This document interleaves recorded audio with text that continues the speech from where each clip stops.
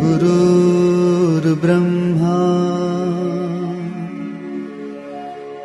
गुरुर्विष्णु गुरुर्देवो महेश्वरः गुरु साक्षात् परब्रह्मा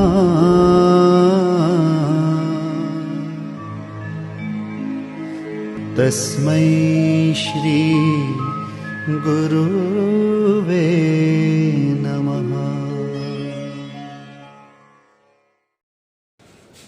हरिओम बेटा, गया लेक्चरनी अंदर अगत्यना गाणितिक सूत्रोनी बेटा चर्चा करी અને આજના દિવસે બેટા ચેપ્ટરના દાખલાઓ સ્ટાર્ટ કરીએ છીએ આપણે।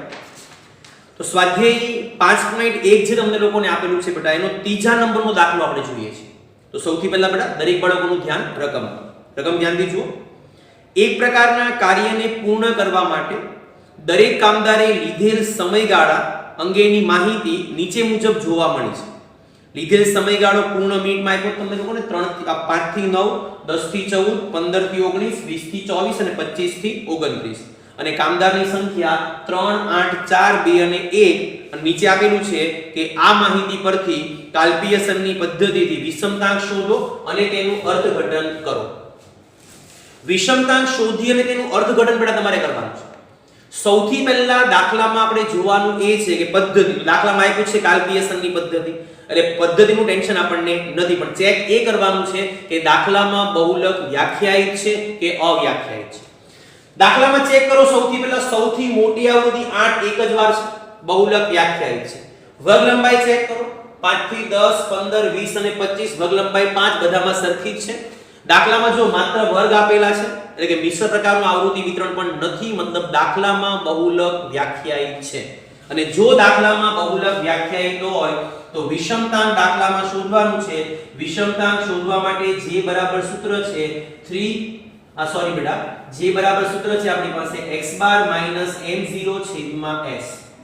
તો દાખલામાં તમારે x બાર m0 ને s 3 મેળવવું પડશે। સૌથી પહેલા દાખલામાં શોધીએ છીએ આપણે x બાર કે જેને કહેવામાં આવે છે મધ્ય। તો મધ્ય એટલે કે x બાર એનું ગાણિતિક સૂત્ર મૂકીએ આપણે, x બાર સિગ્મા fi ના છેદમાં n। તો બેટા દાખલામાં મારે xi મેળવવી પડશે, તો xi મેળવવા માટે બાજુમાં xi ની કોલમ બનાવો। xi મેળવતા આવડે? xi એટલે મધ્ય કિંમત, અધઃ સીમા પ્લસ ઉધ્વ સીમા ભાગ્યા 2। તો 5 + 9 ભાગ્યા 2 કેલ્સીમાં કરો, જવાબ કેટલો આવશે બેટા 7। 10 + 14 ભાગ્યા 2 એટલે 12, 15 + 19 ભાગ્યા 2 એટલે 17, 20 + 24 ભાગ્યા 2 એટલે 22 અને 25 + 29 ભાગ્યા 2 એટલે 27। આપણને શું મળી ગયું બેટા? xi ની। આપણને દાખલામાં જરૂર કોની છે? fi ની। તો બાજુમાં પાછી કોલમ બનાવો બેટા fi અને xi બેનો ગુણાકાર કરવાનો છે આપણે, જે અગાઉના ચેપ્ટરમાં કરતા ને એ જ છે। તો 7 × 3 એટલે કે 21, 12 × 8 એટલે કે 96, 17 × 4 એટલે કે 68, 2 × 22 એટલે કે 44 અને 1 × 27 એટલે 27। તમારે બેટા કરવાનું છે ટોટલ, એને કહેવાય સિગ્મા fi xi। ચલો બધા વિદ્યાર્થી મિત્રો બેટા કેલ્સીમાં ટ્રાય કરો। આ બધાનું ટોટલ સિગ્મા fi xi કેટલું મળે તમને લોકોને? 256। સૂત્રમાં n ની જરૂર પડશે। n એટલે કે આવૃત્તિનો સરવાળો। 8 ને 4 12 ને 2 16, 8 ને 4 12, 12 ને 2 14 ને 15, 15 ને 3 18। તો દાખલામાં બેટા n ની કિંમત મળી ગઈ આપણને 18। કિંમત મૂકી દઈએ તો સિગ્મા fi xi ની કિંમત દાખલામાં કેટલી મૂકું? 256 અને n બરાબર કેટલા મૂકું? 18। તો કેલ્સીમાં કરો બેનો ભાગાકાર, 256 ભાગ્યા 18 તો જવાબ કેટલો આવ્યો તમારો? 14.22। આ તમારા દાખલાનો બેટા પહેલો પડાવ કમ્પ્લીટ થઈ ગયો, x બાર આપણને મળી ગયો। હવે આપણને જરૂર છે m0 એટલે કે બહુલક। યાદ કરો, બહુલક ડાયરેક્ટ નહીં મળે આપણને, દાખલામાં તમને જે પ્રકારની માહિતી આપી છે વર્ગવાળી, એ પ્રમાણે દાખલામાં બહુલક મેળવવો પડે। હા, દાખલામાં ધારો કે વર્ગ ન હોત ને ખાલી ચલ હોત તો ડાયરેક્ટ જ મળી જાય। તો બહુલકનો મતલબ થાય સૌથી મોટી આવૃત્તિ સામેનું અવલોકન। મોટી આવૃત્તિ જોવાની 18 8 સામે કેટલા છે જે હોય તમારો જવાબ જો ખાલી અવલોકન આપેલા હોત તો પણ વર્ગ આપેલો છે તો સૌથી પહેલા દાખલામાં શોધવો પડશે આપણે m0 વર્ગ જેનો મતલબ થાય સૌથી મોટી આવૃત્તિ સામેનો વર્ગ સૌથી મોટી આવૃત્તિ 8 સામે વર્ગ કયો છે બેટા 10 થી 14 10 થી 14 તમે લખી નાખો એટલે તમારું કામ ફિનિશ નહીં થાય ચેક કરો કે આપેલો વર્ગ બેટા નિવારક છે કે અનિવારક ચેક કરો ક્રોસ ક્રોસ નો સેમ સેમ જો ધ્યાનથી ક્રોસ ક્રોસ સેમ સેમ નથી નો સેમ સેમ છે અને ક્રોસ ક્રોસ નો સેમ સેમ હોય ને બેટા તો ફરજિયાત તમારે આપેલા વર્ગને નિવારક બનાવવો પડે 0.5 માઈનસ કરવાના 0.5 પ્લસ કરવાના તો નિવારક વર્ગ બની ગયો આપણો 9.5 થી 14.5 સર હવે આગળ બેટા હવે તમારે બહુલકનું સૂત્ર મૂકવાનું m0 ચલો બહુલક m0 બરાબર ગાણિતિક સૂત્ર છે આપણી પાસે l પ્લસ યાદ આવે છે બેટા બહુલક શોધવા માટેનું ગાણિતિક સૂત્ર છે આપણી પાસે l plus fm minus f1 છેદમાં 2fm minus f1 minus f2 ગુણ્યા c સૌથી મોટી આવૃત્તિ સામે fm લખવાનું ઉપર લખવાનું f1 નીચે લખવાનું f2 કિંમત મૂકી l બરાબર કેટલા મૂકું 9.5 ચલો l ની કિંમત મૂકી મેં 9.5 fm બરાબર મૂકું છું બેટા અહીંયા હું 8 માઈનસ f1 ની કિંમત મૂકું છું અહીંયા હું 3 છેદમાં 2 કૌંસમાં fm બરાબર 8 માઈનસ f1 બરાબર 3 માઈનસ f2 બરાબર 4 ગુણ્યા c વર્ગ લંબાઈ બેટા આમ જો આની જોવાની આની જો તો 4 આવશે 14.5 માંથી 9.5 ગયા તો વર્ગ લંબાઈ કેટલી આવી બેટા 5 આવી ચલો આગળનું સ્ટેપ 9.5 ના 9.5 8 માઈનસ 3 કરો તો LCM માં કેટલા આવશે અહીંયા 5 છેદમાં 8 દુ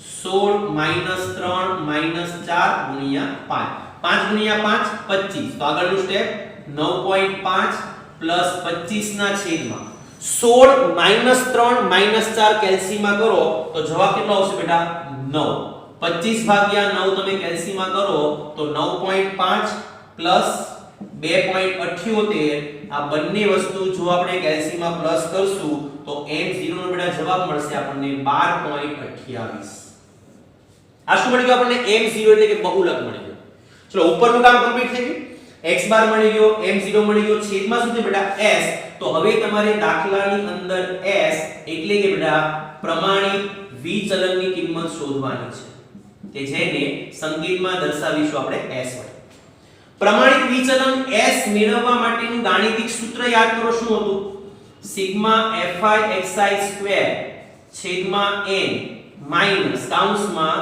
સિગ્મા fi છેદમાં n હોલ સ્ક્વેર વર્ગમૂળ ભૂલવાનું નહીં હવે તમારે આની અંદર કિંમત મૂકવા માટે સૌથી પહેલા બેટા fi ના સ્ક્વેરની કોલમ બનાવવી પડશે અને આ કોલમ કઈ રીતે બને છે એ તમને લોકોને ઓલરેડી બેટા મેં સમજાવેલું છે fi સ્ક્વેર તો સ્ક્વેર ખાલી કોનો xi નો છે તો fi નો ગુણાકાર ફરી પાછો કોની હારે બેટા xi સાથે ભૂલથી fi સાથે ન થઈ જાય એની ખાસ કાળજી રાખજો કે સ્ક્વેર ખાલી કોનો છે xi નો છે fi નો સ્ક્વેર નથી કરો જે ગુણાકાર 21 * 7 તો મળશે આપણને 147 96 * 12 તો મળ્યા આપણને બેટા 1152 68 * 17 તો મળ્યા આપણને 1156 44 * 22 તો મળ્યા આપણને 968 અને 27 * 27 729 આ બધાનું તમારે એલસીમાં કરવાનું ટોટલ જેને કહેવાય સિગ્મા fi નો સ્ક્વેર એલસીમાં કરો જી બેટા કેટલા આવે છે 4152 આ મળી ગયું બેટા આપણને fi સ્ક્વેર કિંમત મૂકી દઈએ fi સ્ક્વેર ની કિંમત મૂકું છું અહીંયા હું 4152 n ની કિંમત છે આપણી પાસે 18 માઈનસ fi ની કિંમત છે આપણી પાસે 256 n બરાબર 18 આખાનો સ્ક્વેર વર્ગમૂળ ભૂલવાનું નહીં ચલો કેલ્સીમાં ટ્રાય કરો 4152 ભાગ્યા 18 જો કેલ્સીમાં તમે કરશો બેટા તો જવાબ તમારો કેટલો આવે જણાવો મને જવાબ આવે છે આપણો 230.67 માઈનસ 256 ભાગ્યા 18 કેલ્સીમાં કરો તો કેટલો આવ્યો 14.22 એનો કરવાનો છે સ્ક્વેર અને વર્ગમૂળ ભૂલવાનું નહીં આગલું સ્ટેપ 230.67 માઈનસ કરો જોઈએ કેલ્સીમાં 14.22 નો સ્ક્વેર કેલ્સીમાં કરો કેટલા આવ્યો બેટા 202.27 230.67 માંથી 202.27 માઈનસ થાય તો આવશે તમારા 28.4 અને 28.4 નું જો તમે વર્ગમૂળ કાઢશો તો દાખલામાં તમારો s નો જવાબ બેટા મળી ગયો તમને 5.33. આ શું મળી ગયું આપણને? પ્રમાણિત વિચલન. દાખલામાં તમને લોકોને પૂછ્યું છે બેટા ડાયરેક્ટ વિષમતા. જો વિષમતા પૂછ્યું હોય તો વિષમતા મેળવવું પડે, પણ વિષમતા દાખલામાં પૂછ્યું નથી. ડાયરેક્ટ વિષમતાંક જે, તો જે શોધવા માટેનું ગાણિતિક સૂત્ર મૂકી દઉં. ગાણિતિક સૂત્ર છે આપણી પાસે x બાર માઈનસ m0 છેદમાં s.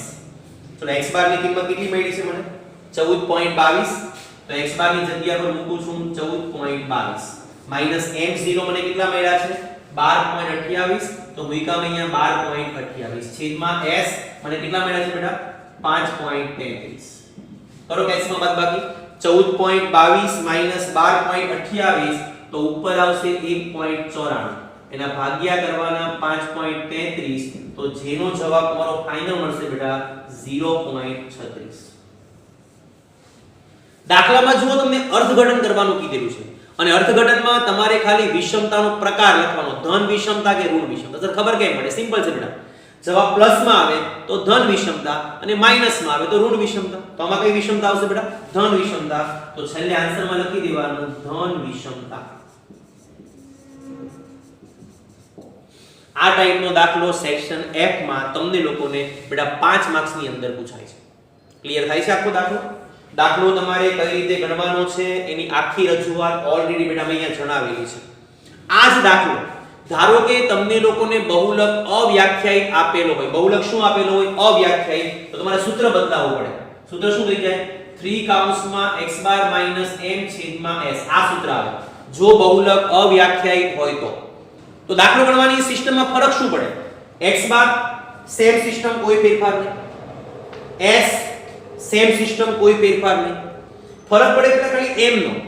અહીંયા કેમ તમે બહુલક વર્ગ શોધો એમ તમારે m વર્ગ શોધવો પડે અને m વર્ગનું સૂત્ર શું છે? n/2 નું અવલોકન CFI માં જોતા તો બાજુમાં તમારે CFI ની એક કોલમ બનાવવી પડે. CFI માં જુઓ એટલે m વર્ગ મળે. m વર્ગ મળે એટલે નિવારક અનિવારક જોઈ લેવાનું અને પછી તમે અહીંયા જે સૂત્ર m0 નું મૂકીને પડે એની જગ્યા પર m નું મૂકવું પડે. આપણું પેલું n/2 વાળું l + n/2 - CFI છેદમાં FI ગુણ્યા c. એટલે દાખલામાં તમને m મળી જાય. પછી આ સૂત્ર મૂકી દાખલામાં તમારે વિષમતાંકની કિંમત મેળવી લેવાની. ક્લિયર થાય છે? જો દાખલામાં બહુલક અવ્યાખ્યાયિત હોય, વ્યાખ્યાયિત હોય તો દાખલો તમારે આ પ્રમાણે ગણવાનો.